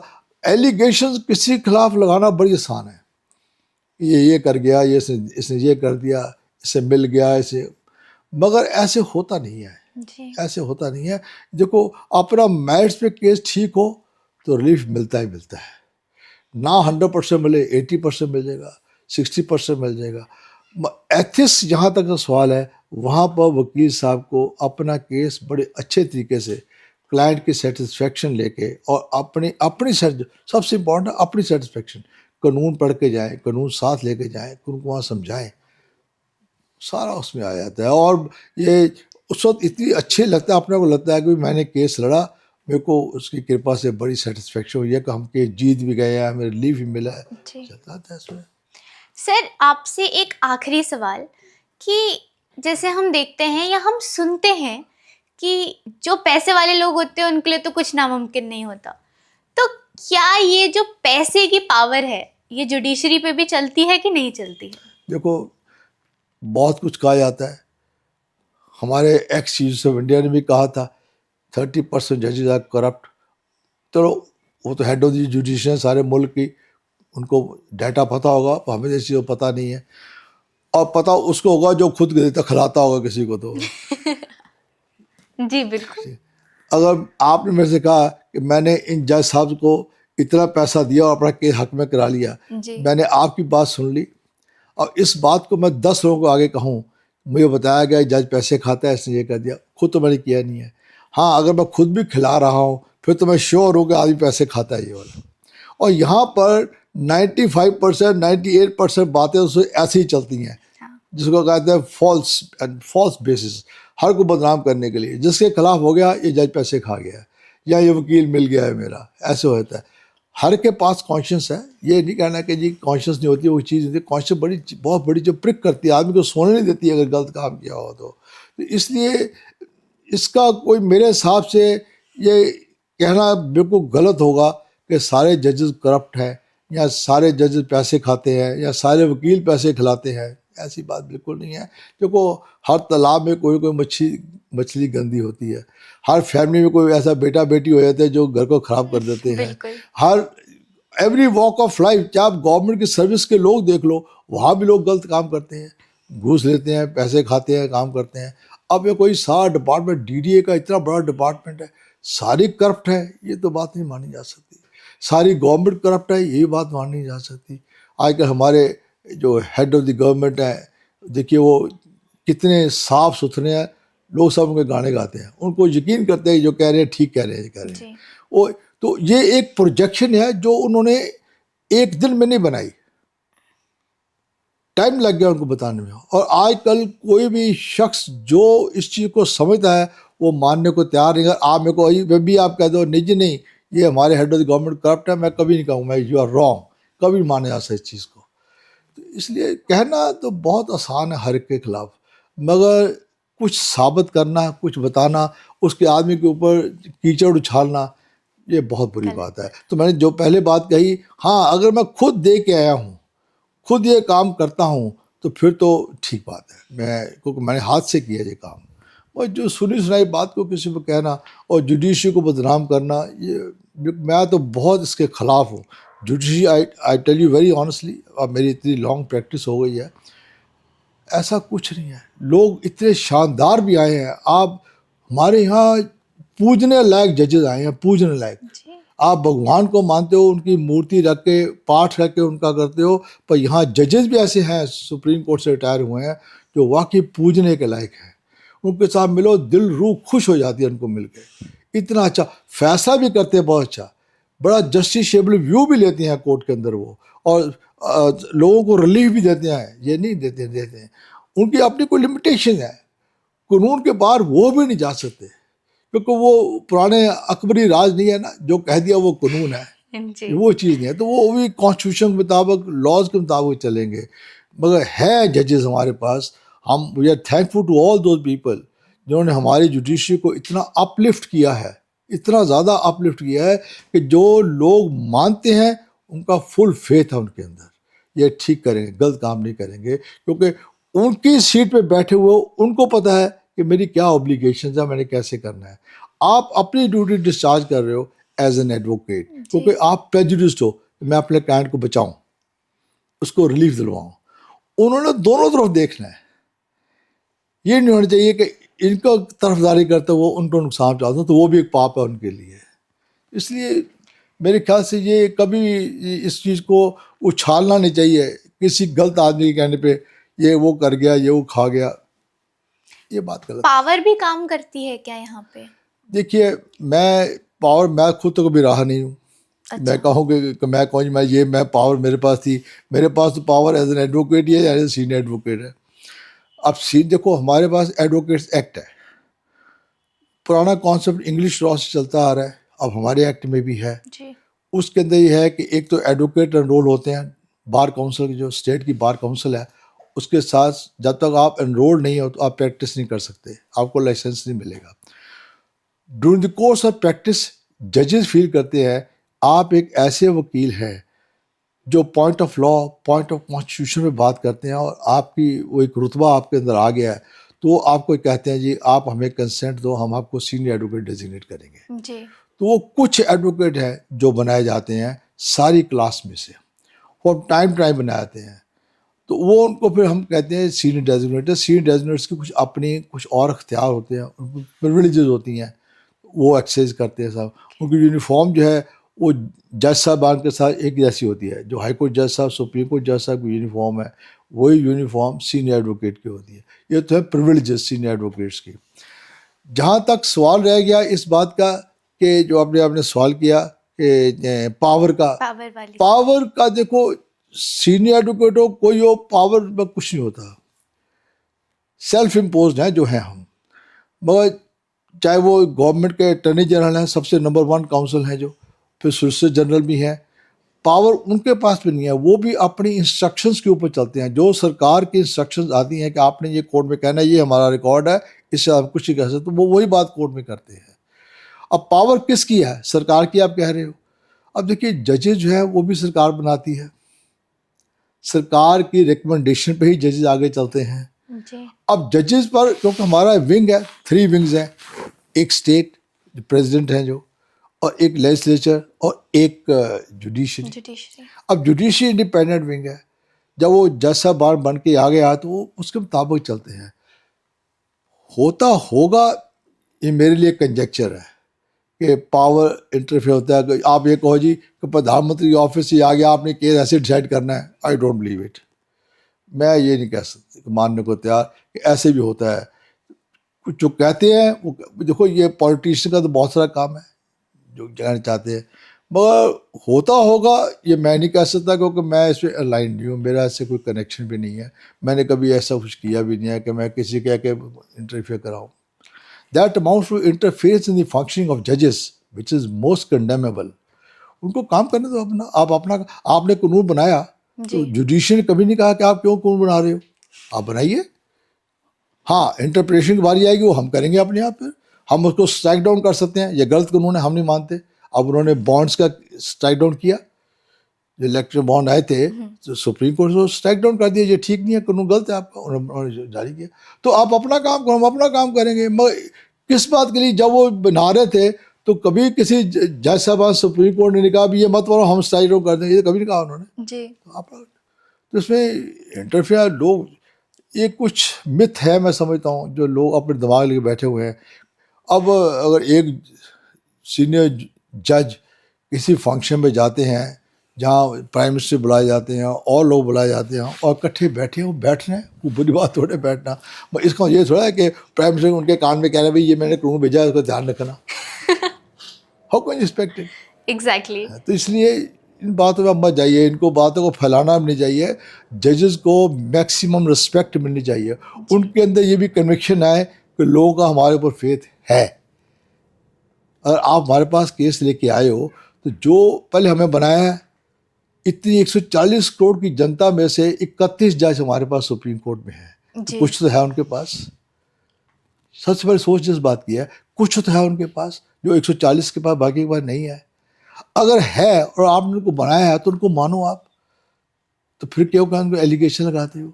सिर्फ एक बात के लिए कि मैंने एक लाइन इनके हक में लिख दी तो मैं उनके तरफ का हो गया, ये क्या बात है? मैंने केस सुना है, मैं गलत हो सकता हूँ, उसके लिए फिर और प्रोसीजर्स हैं वो भी फॉलो करने हैं। तो कभी जुडिशरी ने कहा है कि इस प्रधानमंत्री को प्रधानमंत्री मत बनाओ, नहीं। कभी जजमेंट दी और कभी किसी के बारे में कुछ नहीं कहा। जो जनता बना रही है उनको बनाने दो। अब गवर्नमेंट जो अपने कानून बना रही है इनको बनाने दो, करने दो। लेजिस्लेचर ने कानून बनाया, इतनी कमेटियां बैठती हैं, जॉइंट कमेटी, पार्लियामेंट्री कमेटी बैठती हैं, डिस्कस करती हैं, फिर वो कानून की शेप लेता है। लॉ कमीशन ऑफ इंडिया बैठा हुआ कानून बनाने के लिए, बताने के लिए।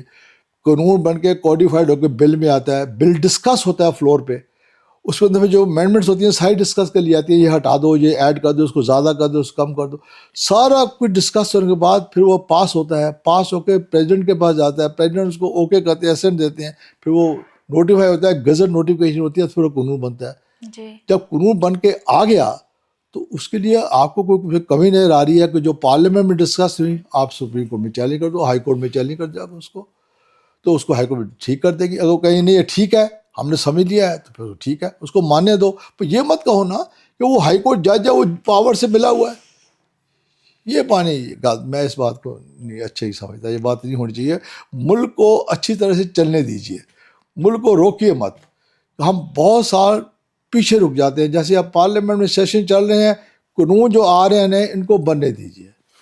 मैंने पीछे 6-7 महीने पहले मैंने एक डिस्कशन मैंने पार्टिसिपेट किया था, और मैंने वॉइस फ्रेशली कहा था ये जो एविडेंस सेट का नाम बदल दिया गया है, CRPC का नाम बदल हिंदी में कर दिया गया है, पर आप पढ़ के देखो कोई चेंजेस नहीं है।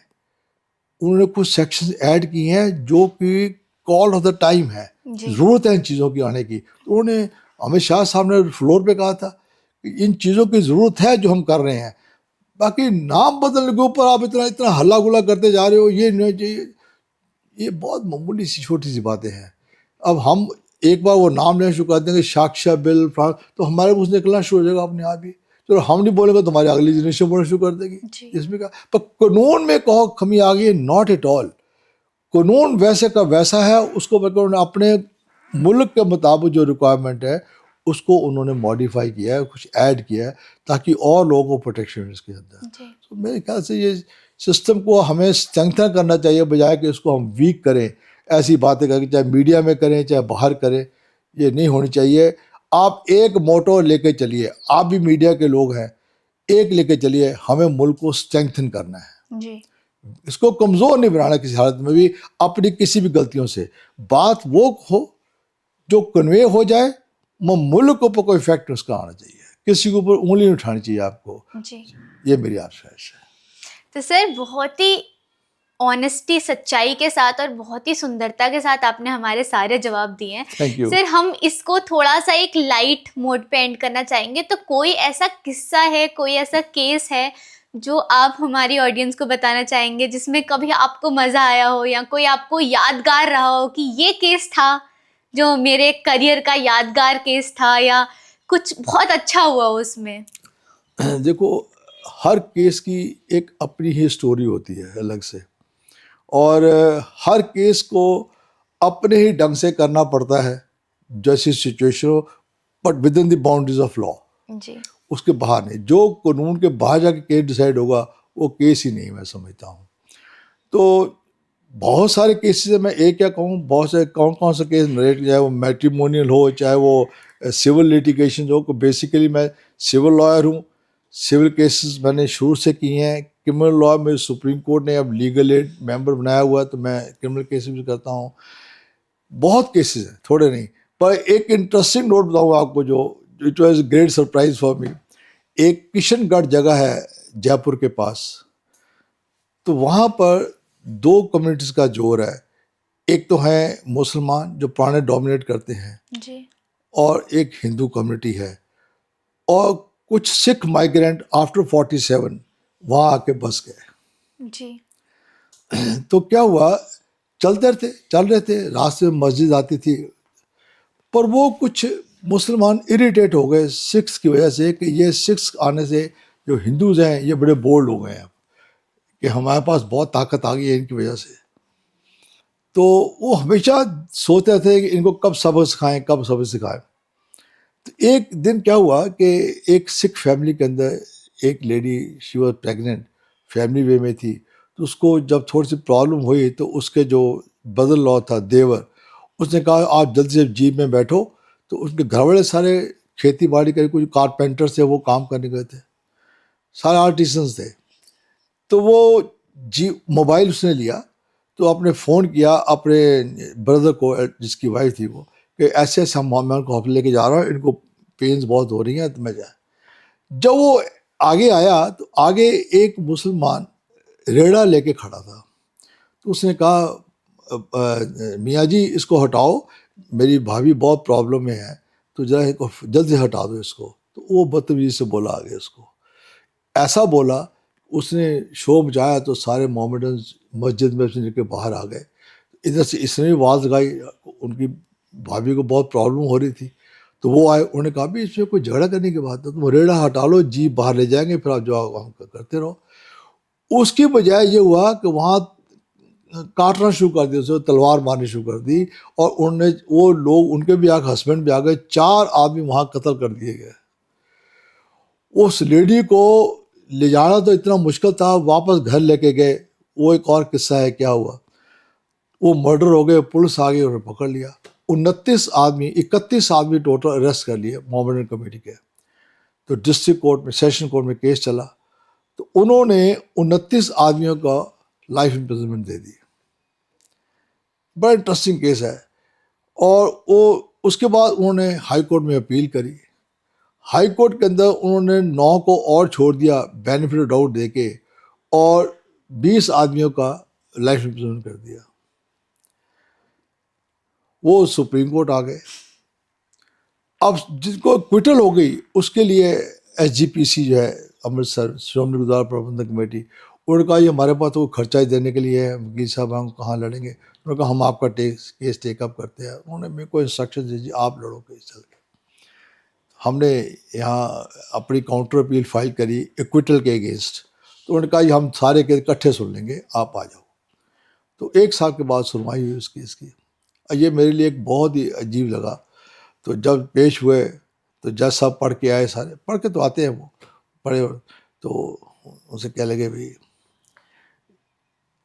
आपने अपना केस पढ़ा है? वकील साहब से कहा तो हाँ जी हमने केस पढ़ा है, आपने ये इनको भी रिहाई होनी चाहिए। तो मैंने कहा जी कोल्ड ब्लडेड मर्डर है।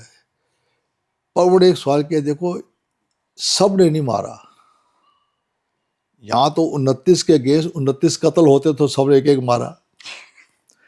4 आदमी मरे हैं, 29 आदमी थे, 31 थे, 2 छूट गए पहले ही। होता कुछ खड़े थे दूर, वो तमाशा देख रहे थे, कह रहे हो मारो मारो मारो। अब उनके लिए भी वो सजा जो इन्होंने इनको दी है जी। तो उन्होंने कहा नहीं, हमारा जो माइंड कहता है, उन्होंने बड़ा ओपनली कहा, हमारा माइंड कहता है जो छूट गए वो छूट गए, जो लग गए उनको अंदर रहने दो। दैट वाज मैं को बताओ, उनका इनकी अपनी एक मेच्योरिटी एप्लीकेशन ऑफ माइंड है, जो उन्होंने कहा जिनको छोड़ दिया चलो छोड़ दिया, अब इनको हम नहीं लगाएंगे, आप भी अंदर जाओ। अब जो फंसे हुए हैं इनको अंदर आने दो, सबको लाइफ में, और किसी की सजा कम नहीं करी। तो अपील, दोनों तरह की अपील डिसमिस्ड। तो this was one of the very interesting issue. मैं कहता तो हमने इसमें क्या तैयारी कर दी है, हमने क्या फैसला कराना है, इसमें क्या कानून की एप्लीकेशन है, कुछ भी नहीं है। पर उनका माइंड जो है ना, लीगल माइंड जो है, हाँ। जो ऊपर 2 जज बैठे हैं, उनका माइंड ये कह रहा है इनको छोड़ना नहीं है, क्योंकि आदमी तो मरे हैं। और किस प्रिटेक्स्ट पे मरे हैं कि मैंने अपनी भाभी लेके आनी है हॉस्पिटल जी। और जो छूट गए हैं, अब जब 2 कोर्टों ने कहा है कि भाई ठीक है बेनिफिट ऑफ मिलना चाहिए, होता है जब बाहर खड़े हों, होता है छत पे खड़े हों, पुलिस सारे पकड़ लिए, पुलिस ने कोई चांस नहीं लिया, तो इनको छूटे रहने दो, ठीक है इनको बाहर रहने दो। बट अदरवाइज बड़े मैट्रिमोनियल केसेस किए हैं, बहुत ज़्यादा सिविल केसेस बहुत किए, रिट्स बड़ी के, सर्विस मैटर्स बड़े किए, बहुत। हर केस का एक अपना ही एक पहलू होता है, उसमें वो डिसाइड होता है। But this is some of the very interesting incidents मैंने जो आपको एक सुनाया। Thank you. बस ऐसे ही है। नहीं सर, बहुत इंटरेस्टिंग केस था ये, जो एंड का आपने एंड करा, जो जज साहब की मेंटालिटी की, जो छूट गए ना छूटे रहने दो, बाकियों का अंदर रखो। तो बहुत कम ऐसे सुनने में मिलता है, बट ये बहुत अच्छा लगा। मेरे लिए बड़ा अजीब था उस वक्त सुन के, ये क्या फैसला हुआ देखो जी। But sir thank you so much हमारे साथ जुड़ने के लिए, आपने हमारे लिए टाइम निकाला, उसके लिए बहुत बहुत धन्यवाद। आपकी नॉलेज हमारे और हमारे यूथ ऑडियंस के बहुत काम में आएगी और उन्हें बहुत कुछ सीखने से मिलेगा इनसे। मैं जो एक मैसेज दूंगा आपके थ्रू, बिल्कुल। आप यूथ को ये मैसेज ज़रूर दो, यंग लड़कों को, आप ओवर एक्साइट मत हो, नंबर जी। 1। नंबर 2, अगर पढ़ाई ख़त्म कर ली है तो ये मत समझो कि सबसे ज़्यादा आप ही इंटेलिजेंट लोग हो इस मुल्क के अंदर, और उस एक्साइटमेंट के अंदर आप सबको कंडेम करो या फ्रस्ट्रेट हो जाओ कि हमारी सुनी नहीं जा रही है। अरे आप नहीं आगे संभालना है सब कुछ। ये जो आज ऊपर बैठे हुए हैं ये तब तक नहीं रहेंगे, संसार का सिस्टम चलता है। तो आप अपने को मेंटली ऐसे तैयार कीजिए, उनकी जो एक्सपीरियंस है उसमें से निकाल कर निचोड़ के अपने पास रखो, और उस सिचुएशन में कैसे अप्लाई करना है। क्योंकि ये जो आज पावर में है, सबसे टॉप पे बैठे हैं, ये भी पहले तब बच्चे थे जब उससे पहले वाले बैठे थे। तो उनको इन्होंने ट्रांसफॉर्मेशन करी अपनी अकल के मुताबिक, अपने सिचुएशन के मुताबिक। आप भी अपने आप को तैयार कीजिए, जी। बड़ों को कंडेम मत कीजिए, बड़ों के साथ मिलकर चलिए और उनमें से सारी चीज़ें निचोड़ के संभाल कर अपने पास रखो, ताकि आप उन चीज़ों को आगे जाकर इम्प्लीमेंट कर सके। मैं आपको छोटी सी बात ख़त्म करता हूँ कि mister Jaitley, Arun Jaitley, we are contemporaries in the law college. हम लोग को प्रेसिडेंट बनाया था यूनिवर्सिटी का।